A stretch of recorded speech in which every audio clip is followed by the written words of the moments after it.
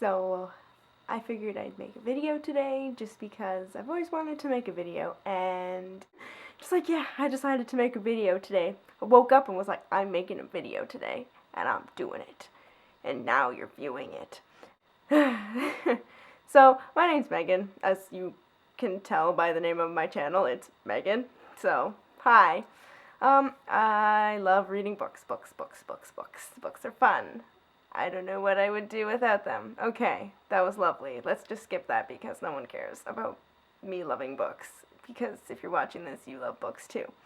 This isn't a fashion vlog or a vlog. This is a book vlog. And that's what I want to do. I want to make a vlog on books. So I'm going to do a review of the books that I'm reading. I just currently finished reading a book called The Marauders. I believe that's what it's called. It's by Tom Cooper. This is his first novel, and it's supposed to be a thriller. I say that with a question, as if that's not what it's supposed to be, when that's exactly what it's supposed to be. It's supposed to be a thriller, but it wasn't thrilling. It wasn't scary.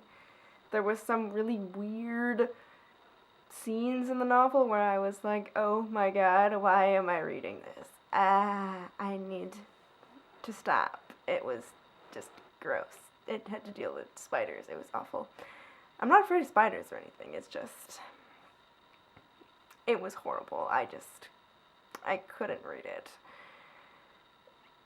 But I did finish it. I sound like I didn't read it. I did. I finished it. It was all of 304 pages. It wasn't that long, so it didn't take very long to read. Anyways, that's besides the point. The point of the novel is basically the synopsis of the book is that the BP oil spill has affected all of this small town of Jeanette, and these few characters throughout the book are trying to get their lives back. So the main character is Linguist, and he's been searching for treasure with his little metal detector out there on like the island. He's just a really crazy dude. He's got one arm. But he's a very interesting character. Like, no one wants anything to do with him. Like, the cops don't even care anymore. His wife's like, leave me alone. His daughter's like, I care about you, but leave me alone. Then you've got these twins, Victor and Reggie. They're extremely crazy, and they grow weed on their little island. And then you've got Cosgrove and Hanson, who come into play because they come towards the island. They find the island because apparently their entire dream is to find an island that will help them make millions. And they find all this weed, and they're like, jackpot, because that's a lot of dough. And so they steal some of it, and they get away. And the twins think that it's Linguist because they're always fighting with each other.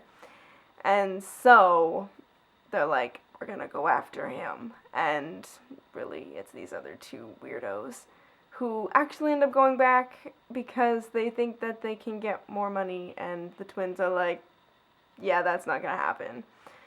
Yeah, crazy stuff going on. But then you have other characters. So you have Wes, who's just this like little like 17, 18-year-old who's trying just to make it through another day. He doesn't know what he wants to do with his life. His mom died when he was like 16, and his dad's kind of like not all there. And he's not really on good terms with his dad. So he goes and actually starts working for Linguist, and they're on boats getting shrimp for restaurants.